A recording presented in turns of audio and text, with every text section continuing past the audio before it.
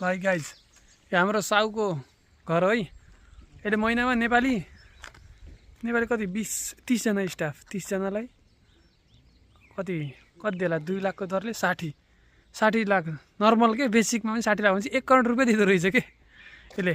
नेपाली 1 करोड रुपियाँ यसले तलब मात्रै बाँड्छ।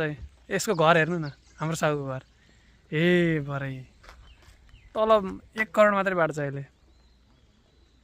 30जना स्टाफ पाल्यो। त्यही नि अब एभरेजमा 2.5 लाख त सबैले कमाहान्। 2.5 लाख त विदेशीले कमाहान् भनेपछि कोरियनले त खै कति कमाहान् भनेपछि त त्यति दिने मान्छे घरेर त यस्तो धन्दैले अगाडि चाहिँ उस गरे त्यत्तिकै बस्दैन खेतमा के लाएर बस्छ। आफैले लाउने हो, फेरि मान्छे बोलाउने पनि होइन। एकदम नसके मात्रै हामीलाई बोलाउँछ, नत्रै आज सानो नर्मल काम थियो र घरमा यहाँ आएको थियौँ। आज नि अब त्यसलाई पनि अब कति लाखको 1 लाख त घाटा लाग्यो पनि होला। 5जना आहान्। बाहिर जति थोथोर देखे पनि भित्र चाहिँ पुरै फेसिलिटी छ। यो हेर्दा मात्रै गुइयो फेरि सुविधा सबै छ। आज सामगे साल है हाम्रो आगो बाल्दैछौँ। सामगे साल खाने हो आज। साउकोमा यसो काम गरेको तलब पनि पाएको, समय साल पनि खाने। मैले पछाडिको क्यामेराबाट देखाउँछु है त।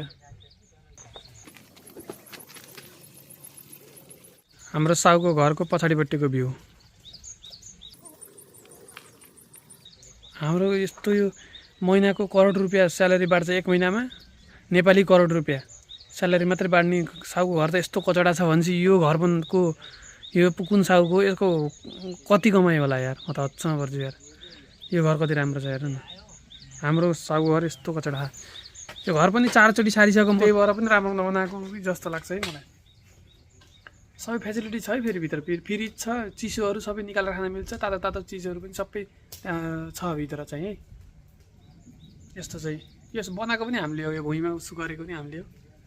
घरै सारेको हामी 2-3 महिना अगाडि सारेको के यो घर पनि। यति उता थियो, क्रेनले उचालेर सारेको। यहाँ त घर पनि सार्दा रहेछ नै, क्रेनले सारेको है। हेर्नुहोस्।